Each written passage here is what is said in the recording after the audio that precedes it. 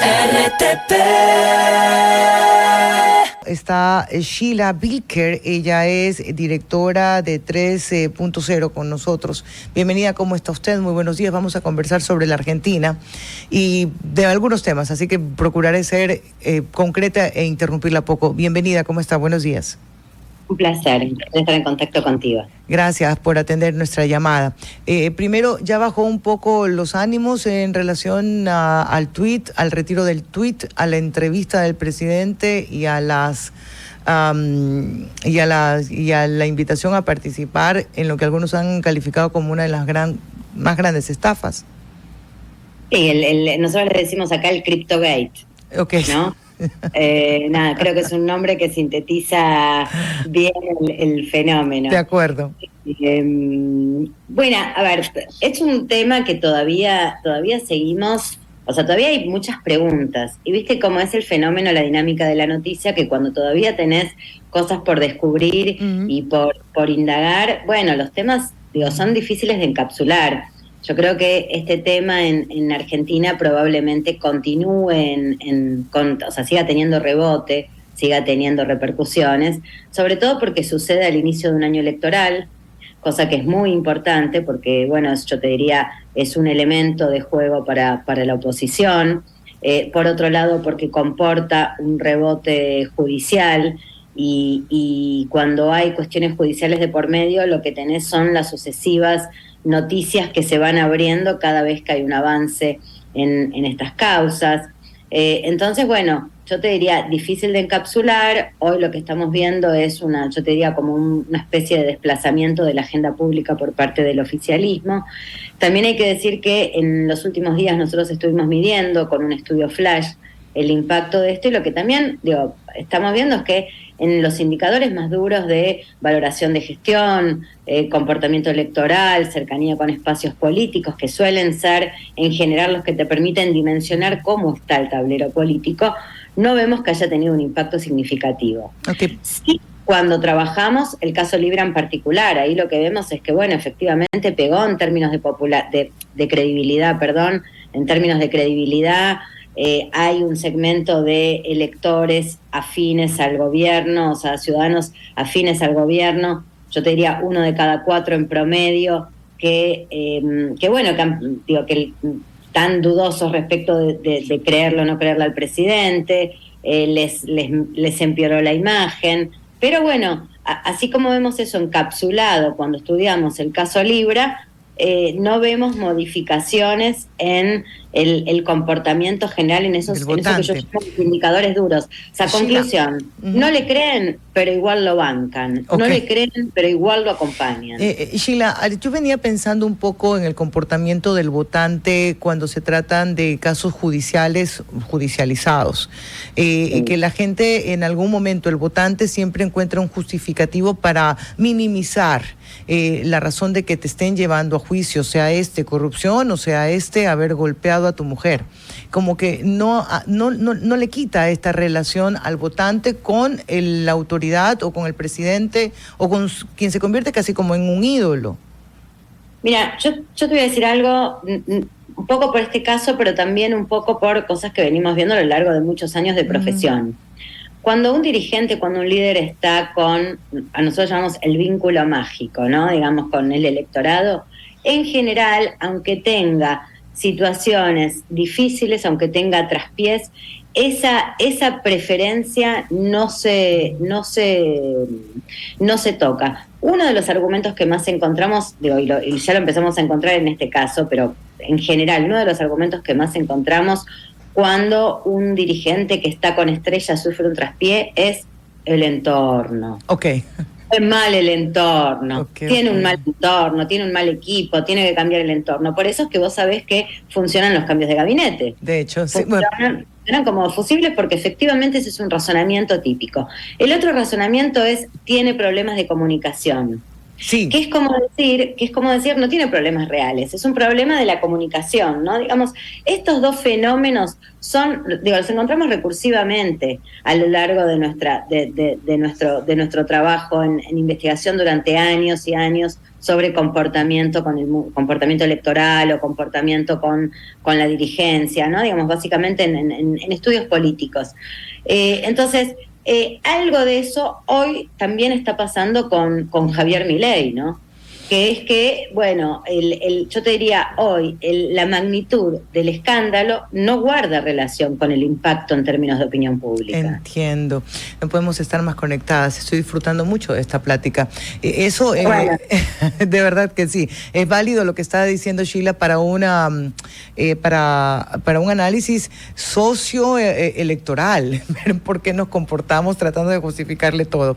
Ahora, usted decía esto, a nada de ir a las PASO. Pues son las PASO solamente para diputados, ¿cierto? Y si pueden y si es posible hacer ahí como con un paréntesis y me explica o nos cuenta por qué el gobierno de Javier Milei quería detener las PASO, porque quería ahorrarse un poco de dinero y decía, mira, es posible mejor no hacerlas. Un poco al detalle eso. Bueno, mira, hoy vos sabés que la semana pasada fue aprobado en la Cámara de Diputados un proyecto para suspender las PASO. Es una iniciativa del oficialismo. Por supuesto, la instancia PASO es una instancia como de primarias, donde de primarias, donde casi es como si fuese una interna concurrente de todos los espacios políticos, ¿no? Digamos, entonces todos pueden presentar candidaturas alternativas. A priori lo que parecería era que ese proyecto, esa iniciativa iba a salir, fue aprobada en diputados, falta que pase por senadores, eso es lo que está en discusión. Parecía que iba a haber acuerdo para que salga, ahora se metió un signo de interrogación, la verdad todavía no sabemos cómo va a terminar esto, sin lugar a dudas a los espacios políticos muy verticales, con una dirigencia única, centralizada, que pueden, yo te diría, donde los candidatos se eligen a dedo. Esto simplifica la escena, ¿no? Digamos, vos pensás que una instancia donde la ciudadanía puede determinar finalmente quién va a ser los candidatos, uno podría decir, suma a la escena democrática. Tiene un rasgo, o sea, las PASO tienen un rasgo democrático, también es cierto que tienen un valor, pero la democracia sale plata. O sea, la democracia, no es posible mantener un sistema democrático sin financiar lo básico que el sistema democrático, que los aspectos formales del sistema democrático demandan. Entonces yo te diría, para los grandes espacios donde hay un liderazgo que puede ordenar la escena internamente, no tener PASO claramente no complica. Los espacios más chicos, bueno, o donde hay hoy un problema por los liderazgos, una discusión por los liderazgos, como está pasando dentro del peronismo, que es el otro espacio mayoritario de la Argentina, bueno, creo que la cosa es un poco más difícil, ¿no? Digamos, en Argentina vos sabés, hoy tenés un gran espacio político que es el que lidera Javier Milei, tenés otro gran espacio político que es el que lidera, ahí pongo lidera, ¿sabes qué? Entre comillas, que es el que lidera la expresidenta Cristina Fernández de Kirchner, y pongo comillas básicamente porque el liderazgo de Cristina Fernández de Kirchner empieza a ser desafiado por otros segmentos del peronismo, ¿no? Que es el espacio político al que pertenece Cristina. Entonces, perdón, ¿me decías algo? Sí, ahora las elecciones son en agosto, ¿cierto? Pero solamente la mitad de la Cámara. Si hubiese paso son en agosto. Ya, si hubiese generales son en octubre. Ok. ¿Y cómo ve usted la posibilidad de que te saque Milei un buen número de diputados que le permita agilitar todas las leyes y proyectos que tiene?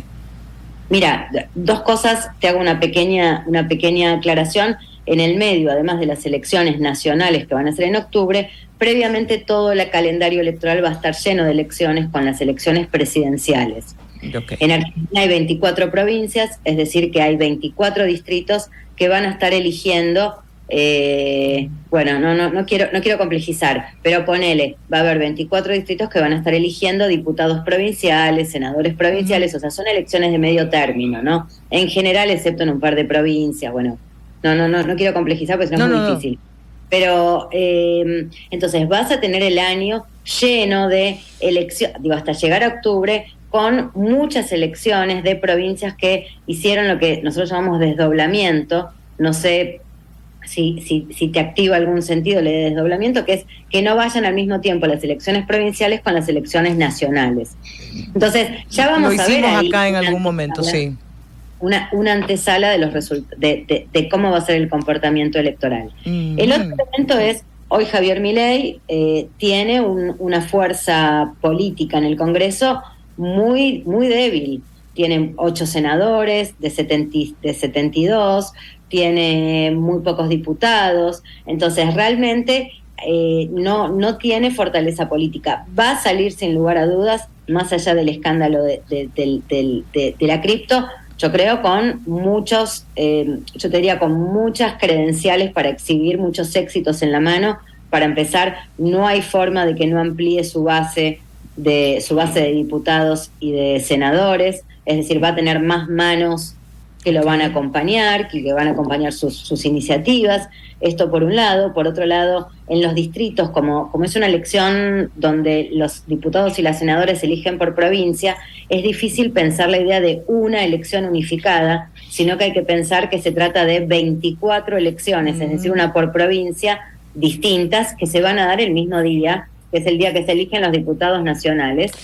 Entonces, me parece que ahí es muy distinto cómo está performando el gobierno o cómo está, o sea, qué fortalezas tiene en cada distrito. Hoy hay dos distritos muy importantes, absolutamente centrales en Argentina, que son la provincia de Buenos Aires, que concentra el 40% de la población, y la capital federal, ¿no? La ciudad de Buenos Aires, esa que yo te digo, creo que trasciende fronteras, por su belleza inigualable y por su vida cultural, digo, por su singularidad. Son los dos distritos más fuertes, más importantes, sobre todo porque por la propia dinámica del país es donde están concentrados los medios nacionales. Entonces, lo que suceda en provincia de Buenos Aires, lo que suceda en Capital Federal, en general tiene una cobertura a nivel nacional. Claro. Al mismo tiempo, son importantes porque el líder natural de la Capital Federal es Mauricio Macri, el expresidente argentino, y el líder y la lideresa natural de la provincia de Buenos Aires es Cristina Fernández de Kirchner. Entonces vos ves ahí la otra expresidenta, entonces vos ves ahí que también se va a dar un desafío donde lo nuevo, el presente, va a estar de alguna manera disputando, midiéndose con el pasado. Sí. Exactamente. Sheila, algo más, y como comunicadora lo pregunto, ¿alguna reacción luego de esta entrevista que entra en cuestionamiento sobre el tipo de periodismo? Porque la entrevista fue una escena que trascendió, pero luego he visto algunas declaraciones y señalamientos de algunos periodistas de que si tú participaste en tal gobierno, que si a ti te dieron dinero, que si tú cogiste, que si, un poco la mordaza o el libertinaje. Ojo que acá en Ecuador también tenemos esa misma discusión, pero ¿cómo ves la reacción primero de los medios, de los comunicadores o de la sociedad? Bueno, primero déjame decirte que hay una palabra que se usa en Argentina que yo te diría, creo que es creación del presidente actual, que es ensobrados. Ok. Por supuesto, creo que el sentido de ensobrados es totalmente intuitiva, ¿no? Digamos, esa gente que recibe sobres, ¿no? De sobres con dinero. Entonces, yo creo que Milei fue uno de los primeros que con el discurso antipolítico puso en cuestión también el periodismo, que es una pata fundamental de la disputa democrática. Seguro. O sea, es una pata fundamental porque no hay democracia sin cuarto poder. Entonces el sistema democrático necesita de medios limpios, transparentes, sanos, que puedan preguntar, que puedan repreguntar. Entonces yo ahí digo, la verdad que sí, efectivamente hubo un sinfín de repercusiones. En Argentina ya hace muchos años que se viene hablando de un fenómeno que es el periodismo de periodistas. Es decir, periodistas que hacen periodismo sobre noticias que involucran a periodistas. Yo lo que creo acá son dos cosas. Por supuesto, la sospecha de la ciudadanía sobre el mundo periodístico está. Cierto. Digo, por eso también el impacto y el crecimiento, y creo que, bueno, es parte de este fenómeno antipolítico que atraviesa a una parte importante de la ciudadanía argentina, como la atraviesa en muchos lados latinoamericanos, ¿eh? O sea, el fenómeno antipolítico es un fenómeno que ha llegado para quedarse y que no es exclusivo de mi país. Entonces, a mí me da la impresión de que también nosotros como ciudadanos, digo, tenemos que exigir a nuestros gobernantes que hablen en vivo. ¿Qué es claro, eso de una grabado? entrevista grabada? ¿Qué podemos imaginar que puede pasar en una entrevista grabada? Y esto no es un fenómeno nuevo en Argentina, ¿eh? No es exclusivo de Javier Milei. Digo, por supuesto es condenable en Javier Milei, pero también lo es condenable en presidentes anteriores que también, yo creo que desde la presidencia de Macri se inauguró este fenómeno de la entrevista grabada o el mensaje grabado. Bueno. De acuerdo contigo. Yo creo que, perdón. De acuerdísimo, de acuerdísimo. Entonces, se continúa, por favor, solo para cerrar, porque ya me están haciendo acá señas de cierre. Sí, cierre. Pero yo lo que creo acá es que hay algo muy importante, que es que la ciudadanía también tiene que aprender a demandar. Comunicate en vivo. ¿Qué puede ser tan difícil que un presidente no pueda comunicarse con su pueblo en vivo? Suscribo. Sheila, gracias por esa conversación. Es la primera que tenemos, pero me quedo fascinada. Así que ojalá que lo repitamos. Seguro que sí. Un abrazo grande desde Ecuador para la Argentina. Mucho en común, sobre todo en cuanto a la comunicación. Un abrazo, gracias. Un beso grande. RTP